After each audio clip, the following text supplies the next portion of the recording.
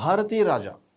ಭಾರತೀ ರಾಜ ಅಂದರೆ ಭಾರತೀಯ ಚಿತ್ರರಂಗ ಕಂಡಂಥ ಅಪ್ರತಿಮ ನಿರ್ದೇಶಕ, ಶ್ರೇಷ್ಠ ನಿರ್ದೇಶಕರು, ಅತ್ಯುತ್ತಮ ಸಿನಿಮಾಗಳನ್ನು ಕೊಟ್ಟಂಥ ಅಪರೂಪದ ನಿರ್ದೇಶಕರು. ಇವತ್ತು ನಮ್ಮ ಎಲ್ಲರನ್ನೂ ಅಗಲಿ ಹೋಗಿದ್ದಾರೆ. ಸೊ ತಮಿಳು ಚಿತ್ರರಂಗಕ್ಕೆ ತುಂಬಲಾರದ ನಷ್ಟ. ಯಾವುದೇ ಒಬ್ಬ ಯಶಸ್ವಿ ನಿರ್ದೇಶಕ ಅಥವಾ ಯಶಸ್ವಿ ನಾಯಕ ಒಂದು ದೊಡ್ಡ ಮಟ್ಟಕ್ಕೆ ಬಂದು ನಿಂತಿದ್ದಾರೆ ಅಂದರೆ ಅದರ ಹಿಂದೆ ಸಾಕಷ್ಟು ಕಥೆಗಳಿರ್ತವೆ. ಅಂದರೆ ನೋವಿನ ಕಥೆಗಳೇ ಜಾಸ್ತಿ. ಇವತ್ತು ಯಾವುದೇ ಒಬ್ಬ ಸಾಧಕ ಆಗಲಿ, ಆ ಸಾಧಕನ ಹಿಂದಿನ ಕಥೆಗಳನ್ನು ಕೇಳಿದ್ರೆ ಒಂದಷ್ಟು ಭಾವುಕತೆ ಹೊರಹೊಮ್ಮುತ್ತೆ. ಅಂಥ ಭಾವುಕತೆಗೆ ದುಡುವಂಥ ಸಿನಿಮಾಗಳನ್ನು ಕೊಟ್ಟಂಥ ಭಾರತಿ ರಾಜು ಅವರ ನಿಜ ಜೀವನದಲ್ಲೂ ಕೂಡ ಒಂದಷ್ಟು ಕಥೆಗಳಿವೆ. ಆ ಇನ್ಸೈಡ್ ಸ್ಟೋರಿ ಬಗ್ಗೆ ನಾನು ನಿಮಗೆ ಹೇಳ್ತಾ ಹೋಗ್ತೀನಿ. ಭಾರತಿ ರಾಜು ಸಿನಿಮಾ ರಂಗಕ್ಕೆ ಬರೋಕ್ಕಿಂತ ಮೊದಲು ಒಬ್ಬ ನಟ ಆಗಿದ್ದರು. ಅವರು ರಂಗಭೂಮಿಯಲ್ಲಿ ಸಾಕಷ್ಟು ನಾಟಕಗಳಲ್ಲಿ ಕಾಣಿಸ್ಕೊಳ್ತಾ ಇದ್ರು. ಸಣ್ಣ ಪುಟ್ಟ ನಿರ್ದೇಶನದ ಜೊತೆಗೆ ಒಂದಷ್ಟು ನಾಟಕಗಳಲ್ಲೂ ಕೂಡ ಸ್ಟೇಜ್ ಮೇಲೆ ಮಾಡ್ತಾಯಿದ್ರು. ನಟನೆ ಮತ್ತು ನಿರ್ದೇಶನ ಎರಡಲ್ಲೂ ಆಸಕ್ತಿ ಹೊಂದಿದ್ದಂಥ ಭಾರತಿ ರಾಜು ಸಿನಿಮಾ ರಂಗಕ್ಕೆ ಬರಬೇಕು ಅಂತ ಸಾಕಷ್ಟು ಶ್ರಮಪಟ್ಟಂಥವ್ರು. ಆದರೆ ಆಗಿನ ಕಾಲದಲ್ಲಿ ರಂಗಭೂಮಿಯ ಪರಿಸ್ಥಿತಿ ತುಂಬ ಹೀನಾಯವಾಗಿತ್ತು. ಅಂದರೆ ಹೊಟ್ಟೆಪಾಡಿಗೆ ರಂಗಭೂಮಿಯ ಕಲಾವಿದರು ಏನೆಲ್ಲ ಪರಿತಪಿಸ್ತಾ ಇದ್ದರು ಅನ್ನೋದು ನಿಮಗೂ ಗೊತ್ತು. ಆ ಸಂದರ್ಭದಲ್ಲಿ ಭಾರತಿ ರಾಜು ಬರೀ ನಾಟಕ ಅಷ್ಟೇ ಅಲ್ಲ, ತನ್ನ ಹೊಟ್ಟೆಪಾಡನ್ನು ತುಂಬಿಸ್ಕೊಳ್ಳೋಕ್ಕೆ ಬೇರೆ ಬೇರೆ ಕೆಲಸಗಳನ್ನು ಕೂಡ ಮಾಡ್ತಾಯಿದ್ರು. ಅದರಲ್ಲಿ ಪೆಟ್ರೋಲ್ ಬಂಕ್ ಕೂಡ ಒಂದು. ಪೆಟ್ರೋಲ್ ಬಂಕಲ್ಲಿ ಪೆಟ್ರೋಲ್ ಬಿಡುವಂಥ ಕೆಲಸವನ್ನು ಕೂಡ ಭಾರತಿ ರಾಜು ಮಾಡ್ತಾಯಿದ್ರು. ಆ ಸಂದರ್ಭದಲ್ಲಿ ಅವರಿಗೆ ಪರಿಚಯ ಆಗಿದ್ದು ಮತ್ತೊಬ್ಬ ಸುಪ್ರಸಿದ್ಧ ಗಾಯಕ ಎಸ್ ಪಿ ಬಾಲಸುಬ್ರಹ್ಮಣ್ಯ.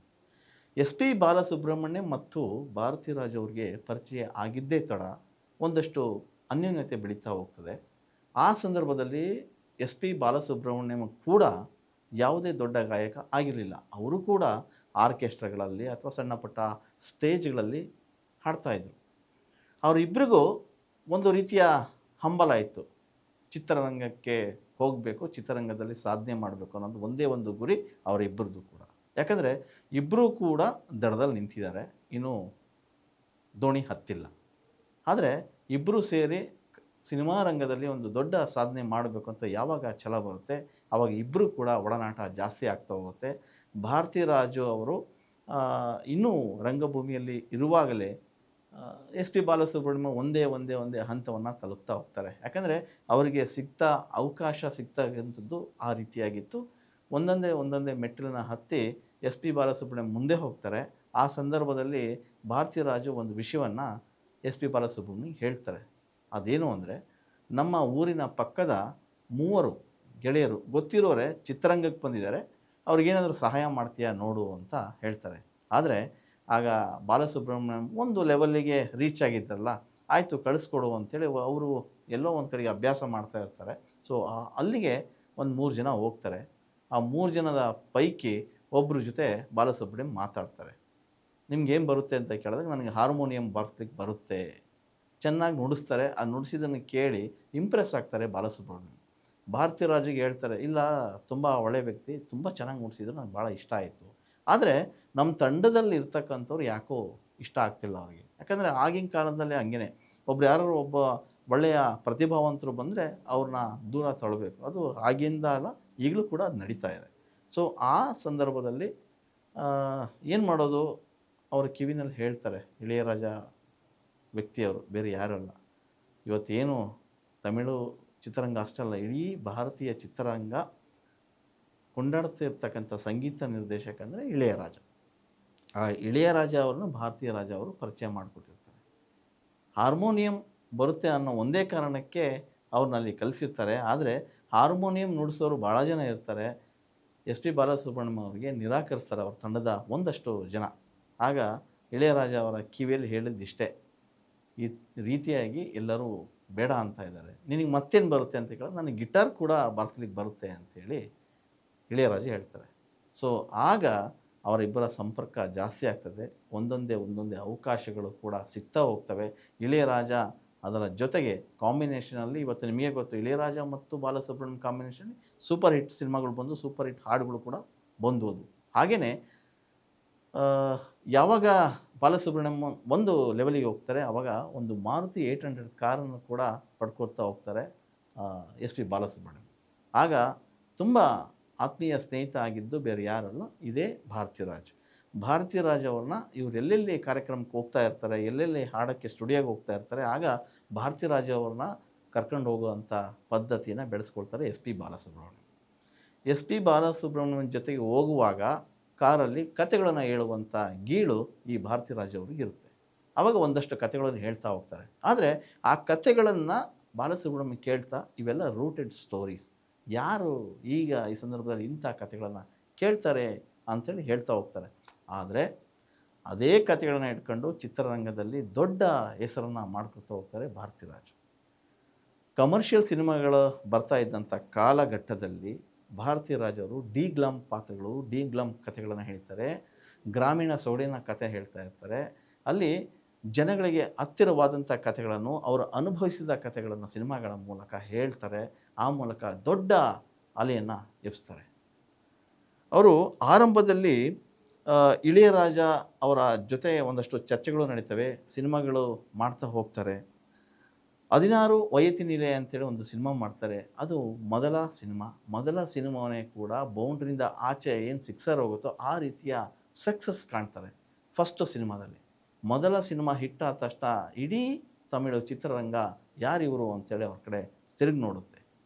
ಭಾರತಿ ರಾಜ್ ಅವತ್ತಿನಿಂದ ಇತ್ತೀಚೆಗಿನ ಹೊರಗಿನ ಕೂಡ ಹಿಂತಿರುಗಿ ನೋಡಲಿಲ್ಲ. ಸುಮಾರು 5 ದಶಕಗಳ ಕಾಲ ಚಿತ್ರರಂಗದಲ್ಲಿ ಇದ್ದಂಥವರು ಸಕ್ರಿಯವಾಗಿ ಸುಮಾರು 40ಕ್ಕೂ ಹೆಚ್ಚು ಸಿನಿಮಾಗಳನ್ನು ನಿರ್ದೇಶನ ಮಾಡಿದ್ದಾರೆ. 35 ಸಿನಿಮಾಗಳಿಗೂ ಹೆಚ್ಚು ನಟನೆಯನ್ನು ಕೂಡ ಮಾಡಿದ್ದಾರೆ. ಅದರ ಜೊತೆಗೆ ಒಂದಷ್ಟು ಸಣ್ಣ ಪುಟ್ಟ ನಿರ್ಮಾಣಕ್ಕೂ ಕೂಡ ಕೈ ಹಾಕಿದಂಥವರು ಭಾರತಿರಾಜ್. ಇನ್ನೊಂದು ವಿಷಯ ಹೇಳಲೇಬೇಕು.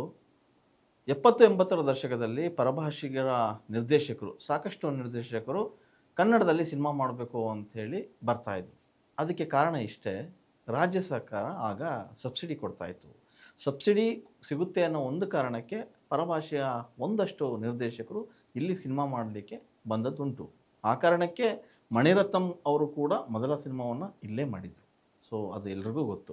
ಹಾಗಾಗಿ ಕನ್ನಡದಲ್ಲಿ ಒಂದು ಸಿನಿಮಾ ಮಾಡಬೇಕು ಅಂಥೇಳಿ ತೀರ್ಮಾನ ಆಗಿತ್ತು. ಅದು ಎಸ್ ಪಿ ಬಿ ಅವರು ಭಾರತಿರಾಜ್ ಅವ್ರಿಗೆ ಹೇಳಿದರು. 16 ವಯಸ್ಸಿನಿಲೆ ಸಿನಿಮಾ ಮೊದಲೇ ಕನ್ನಡ ಸಿನಿಮಾವನ್ನು ಭಾರತಿರಾಜ್ ಅವರು ನಿರ್ದೇಶನ ಮಾಡಬೇಕಿತ್ತು. ಅದು ಯಾಕೆ ಕೈ ತಪ್ಪು ಅನ್ನೋದಕ್ಕೆ ನಾನು ಒಂದು ಕಾರಣ ಹೇಳ್ತೀನಿ. ಆ ಸಂದರ್ಭದಲ್ಲಿ ಯಾವಾಗ ರಾಜ್ಯ ಸರ್ಕಾರ, ಅದು ಕರ್ನಾಟಕ ರಾಜ್ಯ ಸರ್ಕಾರ ಸಬ್ಸಿಡಿ ಕೊಡ್ತದೆ ಚಿತ್ರರಂಗಕ್ಕೆ ಒಂದಷ್ಟು ಸಿನಿಮಾಗಳಿಗೆ ಅಂತ ಗೊತ್ತಾಯಿತು, ಆಗ ಒಂದಷ್ಟು ಹೊರಗಡೆಯಿಂದ ಬರ್ತಕ್ಕಂಥ ನಿರ್ದೇಶಕರು ಸಿನಿಮಾನ ಮಾಡೋದಕ್ಕೆ ಮುಂದಾದರು. ಭಾರತಿರಾಜ್ ಅವರು ಕೂಡ ನೀನು ಇಲ್ಲೇ ಒಂದು ಸಿನಿಮಾ ಮಾಡು ಅಂತ ಕೂಡ ಹೇಳಿದರು. ಇನ್ನೊಂದು ಯಾಕೆ ಆ ರೀತಿ ಎಸ್ ಪಿ ಬಾಲಸುಬ್ರಹ್ಮಣ್ಯಂ ಹೇಳಿದರು ಅಂತಂದರೆ, ಅದಾಗಲೇ ಅವರು ನಮ್ಮ ಕನ್ನಡದ ಪುಟ್ಟಣ್ಣ ಕಣಗಾಲ್ ಅವರ ಜೊತೆ ಕೆಲಸ ಮಾಡ್ತಾಯಿದ್ರು. ಆ ಕಾರಣಕ್ಕೆ ನೀನು ಇಲ್ಲೊಂದು ಕನ್ನಡ ಸಿನಿಮಾ ಮಾಡು, ಫಸ್ಟ್ ಸಿನಿಮಾ ಸಬ್ಸಿಡಿ ಸಿಗುತ್ತೆ ಅಂತ ಹೇಳಿದರು. ಸೊ ಆ ಒಂದು ಪ್ರೀತಿಯಿಂದ ಎಸ್ ಪಿ ಬಿ ಹೇಳಿದ್ರು ಅನ್ನೋ ಕಾರಣಕ್ಕೆ ಅವರು ಮಾಡ್ತೀನಿ ಅಂತ ಒಪ್ಕೊಂಡ್ರು. ಆಗ ಎಸ್ ಪಿ ಬಿ ಅವರ ಸಂಬಂಧಿಕರು ಬೆಂಗಳೂರಿನಲ್ಲಿದ್ದರು. ಅಲ್ಲಿ ಅದೇ ಮನೆಯನ್ನು ಕಚೇರಿ ಅಂಥೇಳಿ ಅಂದ್ಕೊಂಡ್ರು. ಸೊ ಅಲ್ಲಿ ಅವರು ಚಿತ್ರಕಥೆನ ಬರೆಯೋದಕ್ಕೆ ಶುರು ಮಾಡ್ತಾರೆ ಭಾರತಿರಾಜ್ ಅವರು. ಸೊ ಚಿತ್ರಕಥೆಯನ್ನು ಬರೆದ್ರು, ಆದರೆ ನಿರ್ಮಾಪಕರು ಹುಡುಕಾಟಕ್ಕೆ ಮುಂದಾದರು. ಯಾವ ನಿರ್ಮಾಪಕರು ಕೂಡ ಅವರಿಗೆ ಆ ಸಂದರ್ಭದಲ್ಲಿ ಸಿಗಲಿಲ್ಲ. ಸೊ ಕೊನೆಗೆ ಹೇಗೋ ಸ್ವಲ್ಪ ಸಮಯದ ನಂತರ ಒಬ್ಬರು ನಿರ್ಮಾಪಕರು ಸಿಕ್ಕೇ ಬಿಟ್ಟರು. ಆಗ ಚಿತ್ರಕಥೆ ಎಲ್ಲಿದೆ ಅದನ್ನು ತಂದುಕೊಡಿ, ನೋಡೋಣ, ಚೆನ್ನಾಗಿದ್ದರೆ ಮಾಡೋಣ ಅಂತ ಆ ನಿರ್ಮಾಪಕರು ಕೂಡ ಹೇಳ್ತಾರೆ. ಆದರೆ ಏನು ಎಸ್ ಪಿ ಬಿ ಬಾಲಸುಬ್ರಹ್ಮಣ್ಯಂ ಇದ್ದರು, ಅವರ ಸಂಬಂಧಿಕರು ಹೆಚ್ಚು ಕಮ್ಮಿ ಆ ಮನೆಯಲ್ಲಿದ್ದಂಥದ್ದು ಆಗ ಇರಲಿಲ್ಲ. ಯಾಕಂದರೆ ಟೈಮ್ ಆಗಿರೋದ್ರಿಂದ 3 ಸಲ ಆ ಮನೆಯನ್ನು ಚೇಂಜ್ ಮಾಡಿದರು. ಆ 3 ಸಲ ಮನೆಯನ್ನು ಚೇಂಜ್ ಮಾಡಿದ ಹಿನ್ನೆಲೆಯಲ್ಲಿ ಅವರು ಬರೆದಂಥ ಚಿತ್ರಕಥೆಯ ಪುಸ್ತಕವನ್ನೇ ಕಳೆದುಬಿಟ್ಟಿದ್ರು. ಕೊನೆಗೆ ಇವರು ಕೇಳಿದಾಗ ಹೇಳ್ತಾರೆ, ಆ ಪುಸ್ತಕ ಎಲ್ಲೋಯ್ತೋ ಗೊತ್ತೇ ಇಲ್ಲ, ಚಿತ್ರಕಥೆ ಬರೆದಿದ್ದು ಎಲ್ಲಿ ಮಿಸ್ ಆಗಿದೆಯೋ ಗೊತ್ತಿಲ್ಲ ಅಂತ ಹೇಳ್ತಾರೆ. ಆ ಸಂದರ್ಭದಲ್ಲಿ ಭಾರತಿರಾಜ್ ಅವರು ಸಿಕ್ಕಾಪಟ್ಟೆ ಸಿಟ್ಟು ಬರುತ್ತೆ. ಸಿಕ್ಕಾಪಟ್ಟೆ ಸಿಟ್ಟು ಬಂದ ನಂತರ ಎಸ್ ಪಿ ಬಿ ಬಾಲಸುಬ್ರಹ್ಮಣ್ಯಂ ಕರೆದು ಸಿಕ್ಕಾಪಟ್ಟೆ ಬೈತಾರೆ. ಸೊ ಇನ್ನೇನು ಮಾಡೋಕ್ಕಾಗಲ್ಲ. ಸೊ ಚಿತ್ರಕಥೆ ಬರೆದಿದ್ದು ಸ್ಕ್ರಿಪ್ಟೆಲ್ಲ ಕಳೆದೋಯ್ತು, ಇನ್ನೇನು ಮಾಡೋಕ್ಕಾಗುತ್ತೆ, ನೆಕ್ಸ್ಟ್ ಏನಾದ್ರು ಮಾಡೋಣ ಬಿಡು ಅಂಥೇಳಿ ಅಂದ್ಕೊಳ್ತಾರೆ. ಅವ್ರು ಬೈದಿದ್ದು ಅಥವಾ ಚಿತ್ರಕಥೆ ಕಳೆದೋಯ್ತೋ ಏನೋ ಗೊತ್ತಿಲ್ಲ. ಆಗ 16 ವಯಸ್ಸಿನಿಲೆ ಸಿನಿಮಾ ಮೊದಲ ಸಿನಿಮಾ ತಮಿಳ್ನಲ್ಲಿ ಆಗುತ್ತೆ. ಅದು ಒಳ್ಳೇದ ಕಾರಣಕ್ಕೋ ಏನೋ ಗೊತ್ತಿಲ್ಲ, ಹಿಂಗಾಯಿತು ಅನ್ನೋ ಒಂದು ಸಣ್ಣ ಇನ್ಸಿಡೆಂಟನ್ನು ಹೇಳ್ಕೊಳ್ತಾ ಹೋಗ್ತಾರೆ ಎಸ್ ಪಿ ಬಾಲಸುಬ್ರಹ್ಮಣ್ಯಂ. ಅದೇನೇ ಇದ್ದರೂ ಅವರಿಬ್ಬರ ಆತ್ಮೀಯತೆ ಆಪ್ತತೆ ಅಷ್ಟೊಂದಿತ್ತು. ಸೊ ಕನ್ನಡದ ಮೊದಲ ಸಿನಿಮಾ ಆಗೋದು ಕೈ ತಪ್ಪಿದ್ದು ಈ ಕಾರಣಕ್ಕೆ, ಈ ಒಂದು ಸಣ್ಣ ಇನ್ಸಿಡೆಂಟಿಂದ. ಒಂದಂತೂ ನಿಜ, ಭಾರತೀರಾಜ್ ಅವರ ಸಿನಿಮಾದಲ್ಲಿ ನಟಿಸ್ಬೇಕು ಅಂಥೇಳಿ ಭಾಳಷ್ಟು ಜನ ಕಾಯ್ತಾಯಿದ್ದು. ಅದರಲ್ಲಿ ಇತ್ತೀಚೆಗೆ ಒಂದು ವಿಡಿಯೋ ಕೂಡ ಓಡಾಡ್ತಾ ಇದೆ. ವಿವೇಕ್ ಅವರು ಕೂಡ, ನಟ ವಿವೇಕ್ ಅವರು ಕೂಡ 3 ಸಲ ಅವ್ರಿಗೆ ಹೇಳಿದಂತೆ 3 ಸಲ ಪತ್ರ ಬರೆದಿದ್ದರಂತೆ, ನಿಮ್ಮ ಜೊತೆ ನಾನು ನಟಿಸ್ಬೇಕು ಅಂತ. ಒಂದು ವೇದಿಕೆ ಮೇಲೆ ಕೂಡ ಹೇಳ್ತಾ ಹೋಗ್ತಾರೆ. ಅವರೊಬ್ಬರೇ ಅಲ್ಲ, ಭಾಳಷ್ಟು ನಟರು, ಕಲಾವಿದರು, ಪೋಷಕ ನಟರು, ಹಾಸ್ಯ ನಟರು ಅವರ ಸಿನಿಮಾಗಳಲ್ಲಿ ನಟಿಸ್ಬೇಕು ಅನ್ನೋದು ಅವರ ಆಸೆ ಆಗಿತ್ತು. ಅದು ಕೆಲವರಿಗೆ ಮಾತ್ರ ದಕ್ತು, ಇನ್ನು ಕೆಲವರಿಗೆ ದಕ್ಕಲೇ ಇಲ್ಲ. ಭಾರತೀರಾಜು ಅಪ್ರತಿಮ ನಿರ್ದೇಶಕ ಅಂತ ಯಾವಾಗ ಅನ್ಸ್ಕೊಂಡ್ರು, ಎಲ್ಲ ನಟರನ್ನು ಕೂಡ ಸಿನಿಮಾ ಮಾಡಬೇಕಂತ ಹೋಗ್ತಾರೆ. ಕಮಲ್ ಹಾಸನ್, ಸುಹಾಸಿನಿ, ರಜನಿಕಾಂತ್, ಖುಷಬು, ಈ ಕಡೆ ತೆಲುಗು ಚಿತ್ರರಂಗಕ್ಕೂ ಕೂಡ ಕಾಲಿಡ್ತಾರೆ. ತೆಲುಗು ಚಿತ್ರರಂಗದಲ್ಲೂ ಕೂಡ ಸುಮಾರು ಸಿನಿಮಾಗಳನ್ನು ಮಾಡ್ತಾರೆ. ಅಲ್ಲೂ ಕೂಡ ದೊಡ್ಡ ದೊಡ್ಡ ಕಲಾವಿದರ ಜೊತೆ ಸಿನಿಮಾ ಮಾಡ್ತಾ ಹೋಗ್ತಾರೆ. ಅದಷ್ಟೇ ಅಲ್ಲ, ಭಾರತೀರಾಜು ಇನ್ನೊಂದು ವಿಶೇಷ ಏನಂದರೆ, ನಮ್ಮ ಸ್ಯಾಂಡಲ್ವುಡ್ನ ದಂತಕಥೆ ನಿರ್ದೇಶಕ ಪುಟ್ಟಣ್ಣ ಕಣಗಲ್ ಅವರ ಶಿಷ್ಯ. ಬಹುಶಃ ಬಹಳಷ್ಟು ಜನಕ್ಕೆ ಗೊತ್ತಿರಲಿಕ್ಕಿಲ್ಲ, ಪುಟ್ಟಣ್ಣ ಕಣಗಲ್ ಅದಾಗಲೇ ಸಿನಿಮಾಗಳನ್ನು ಮಾಡುವ ಮೂಲಕ ಹೆಸರು ಮಾಡಿದಂಥವ್ರು. ಇವರು 76-77ರ ಕಾಲಘಟ್ಟದಲ್ಲಿ ಸಿನಿಮಾವನ್ನು ಮಾಡಿದಂಥವ್ರು. ಅದಕ್ಕೂ ಹಿಂದೆ ಪುಟ್ಟಣ್ಣ ಇದ್ದಂಥ ಸಮಯದಲ್ಲಿ ಇವರು ಪುಟ್ಟಣ್ಣರ ಬಳಿ ಕೆಲಸ ಮಾಡ್ತಾರೆ. ಪುಟ್ಟಣ್ಣವರ ಬೈಗಳ, ಅವರ ವರ್ತನೆಯನ್ನು ಅನುಭವಿಸಿ ಕೆಲಸವನ್ನು ಕಲಿತಾರೆ. ಮತ್ತು ಪುನಃ ತಮಿಳುನಾಡಿಗೆ ಹೋಗ್ತಾರೆ. ತಮಿಳು ಚಿತ್ರರಂಗದಲ್ಲಿ ಅವ್ರದ್ದೇ ಆದಂಥ ಒಂದು ಟಸ್ಸೆಯನ್ನು ಒತ್ತುತ್ತಾರೆ.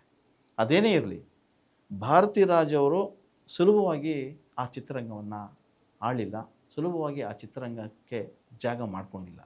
ಅವರ ಹಿಂದೆ ಸಾಕಷ್ಟು ನೋವಿನ ಕಥೆಗಳು ಕೂಡ ಇದ್ದವು. ಇಂಥ ಭಾರತೀರಾಜು ಒಂದಷ್ಟು ಸಿನಿಮಾಗಳ ಮೂಲಕ ಸದ್ದು ಮಾಡ್ತಾರೆ, ದೊಡ್ಡ ದೊಡ್ಡ ಯಶಸ್ಸನ್ನು ಪಡೆದುಕೊಳ್ತಾರೆ. ತಮಿಳು ಚಿತ್ರರಂಗ ಏನು ಸಿನಿಮಾ ಮಾಡ್ತಾರೆ, ತಮಿಳು ಚಿತ್ರರಂಗವನ್ನು ದೊಡ್ಡ ಮಾರುಕಟ್ಟೆಯ ವಿಸ್ತಾರವನ್ನೇ ಮಾಡ್ತಾ ಹೋದಂಥ ಭಾರತೀರಾಜ್ ಅವರಿಗೆ ಅಲ್ಲಿನ ರಾಜ್ಯ ಸರ್ಕಾರ ಗುರುತಿಸುತ್ತೆ. ಅವರಿಗೂ ಕೂಡ ಒಂದಷ್ಟು ಚಲನಚಿತ್ರ ಪ್ರಶಸ್ತಿಗಳನ್ನು ಕೊಡ್ತಾ ಹೋಗುತ್ತೆ. ಸುಮಾರು 4-5 ರಾಜ್ಯ ಪ್ರಶಸ್ತಿ ಪಡಿತಾರೆ. 6 ರಾಷ್ಟ್ರ ಪ್ರಶಸ್ತಿಗಳನ್ನು ಪಡೆದಿದ್ದಾರೆ. ಇತ್ತೀಚೆಗಷ್ಟೇ 2004ರಲ್ಲಿ ಅವರಿಗೆ ಪದ್ಮಶ್ರೀ ಪ್ರಶಸ್ತಿ ಕೂಡ ಬರುತ್ತೆ. ಅದು ಭಾರತ ಸರ್ಕಾರ ಅವರಿಗೆ ಗೌರವಿಸುವಂಥದ್ದು. ಸುಮಾರು 5 ದಶಕಗಳ ಕಾಲ ಚಿತ್ರರಂಗವನ್ನು ಆಳದಂಥ ಭಾರತೀರಾಜ್ ಅವರಿಗೆ ಪ್ರಶಸ್ತಿ, ಅತ್ಯುನ್ನತ ಪ್ರಶಸ್ತಿಯನ್ನು ಕೊಡ್ತಾರೆ. ಭಾರತೀರಾಜು ಬರೀ ಕೇವಲ ದುಡ್ಡಿಗಷ್ಟೇ ಸಿನಿಮಾ ಮಾಡ್ತಾ ಇರಲಿಲ್ಲ. ಅವರು ಯಾವುದೋ ಒಂದು ಸಂದರ್ಶನದಲ್ಲಿ ಹೇಳ್ಕೊಂಡಿದ್ದು, ಆ ಮಣ್ಣಿನ, ಆ ನೆಲದ ಕಥೆಗಳು ಮತ್ತು ಆ ಸಂಸ್ಕೃತಿಯ ವಿಚಾರಗಳನ್ನು ಜನರಿಗೆ ತಲುಪಿಸುವಂಥ ಕೆಲಸವನ್ನು ಮಾಡಬೇಕು. ಆಗಲೇ ಸಿನಿಮಾ ರೂಪುಗೊಳ್ಳೋದು, ಒಂದು ಸಿನಿಮಾ ಆಗಿ ಹೊರಗೆ ಬರೋದು ಅಂಥ ಕೆಲಸವನ್ನು ಭಾರತೀರಾಜು ಕೂಡ ಮಾಡಿದ್ರು. ಭಾರತೀರಾಜ್ ಅವರ ಮಗ ಕಳೆದ ವರ್ಷ 2005ರಲ್ಲಿ ಹೃದಯಾಘಾತದಿಂದ ತೀರೋಗ್ತಾರೆ. ಆಗ ಇನ್ನಷ್ಟು ಜರ್ಜರಿತರಾಗಿ ಬಳಲ್ತಾ ಹೋಗ್ತಾರೆ ಭಾರತೀರಾಜು. ಭಾರತೀರಾಜು 2020ರಲ್ಲಿ ಒಂದು ಸಿನಿಮಾನ ಮಾಡ್ತಾರೆ. ಅದು ಕೊನೆಯ ಸಿನಿಮಾ ಅವ್ರದ್ದಾಗಿರುತ್ತೆ. ಆದರೆ ಸಿನಿಮಾ ದೊಡ್ಡ ಮಟ್ಟಕ್ಕೇನು ಸದ್ದು ಮಾಡೋದಿಲ್ಲ. ಸಿನಿಮಾ ರಂಗಕ್ಕೆ, ಸಿನಿಮಾದಲ್ಲೇ ಬದುಕನ್ನು ಕಟ್ಟಿಕೊಂಡಂಥ ಭಾರತೀರಾಜ್ ಅವರು ಕೊನೆಯ ಉಸಿರು ಇರುವವರೆಗೂ ಕೂಡ ಸಿನಿಮಾನ ನಂಬಿದಂಥವ್ರು, ಸಿನಿಮಾದಲ್ಲೇ ಬದುಕನ್ನು ಕಟ್ಕೊಂಡಂಥವ್ರು. ಹಾಗಾಗಿ ಭಾರತೀರಾಜು ಹೊಸ ಅಲೆಯ ನಿರ್ದೇಶಕರಿಗೆ, ಒಂದಷ್ಟು ನಿರ್ಮಾಪಕರಿಗೆ ಮಾದರಿಯಾದಂಥವ್ರು. ಅಂತಹ ಭಾರತೀರಾಜು ಆ ಸಂದರ್ಭದಲ್ಲೇ ಗ್ರಾಮೀಣ ಸೊಗಡಿನ ಕಥೆಗಳನ್ನು ಹೇಳುವ ಮೂಲಕ, ನೋವಿನ ಕಥೆಗಳನ್ನು ಹೇಳುವ ಮೂಲಕ ಅದೆಷ್ಟೋ ಜನರ ಮನಸ್ಸನ್ನು ಭಾರವಾಗಿಸಿದ್ರು. ಇವತ್ತು ಅವರೇ ಇಲ್ಲ. ಹಾಗಾಗಿ ಅಷ್ಟೂ ಜನರ ಮನಸ್ಸಿಗೆ ಭಾರವಾಗಿದ್ದಾರೆ. ಒಂದಂತೂ ನಿಜ, ಯಾವುದೇ ಚಿತ್ರರಂಗದ ದಿಗ್ಗಜ ನಿರ್ದೇಶಕ ಅಥವಾ ನಟರೇ ಇರಲಿ, ಅವರ ಹಿಂದಿನ ಕಥೆಗಳನ್ನು ಕೇಳ್ತಾ ಹೋದರೆ ಆ ಮಟ್ಟದ ಶ್ರಮ ಇರ್ತಾ ಇತ್ತು. ಇವತ್ತು ಸಾಧನೆ ಮಾಡುವವರ ಸಂಖ್ಯೆ ಕಮ್ಮಿ ಆಗಿದ್ದರೂ ಶೋ ಕೊಡುವವರ ಸಂಖ್ಯೆಗೇನು ಕಮ್ಮಿ ಇಲ್ಲ. ಅಂಥ ಸಂಖ್ಯೆಯಲ್ಲಿ ನಮ್ಮಂಥ ಭಾರತೀರಾಜು ನಿರ್ದೇಶಕರು ಕೂಡ ಇದ್ದಾರೆ. ಹೆಚ್ಚಿನ ವಿಡಿಯೋಗಳಿಗೆ ಪ್ರತಿಧ್ವನಿ ಯೂಟ್ಯೂಬ್ ಚಾನೆಲ್ ಸಬ್ಸ್ಕ್ರೈಬ್ ಮಾಡಿ, ಬೆಲ್ ಐಕಾನ್ ಕ್ಲಿಕ್ ಮಾಡಿ.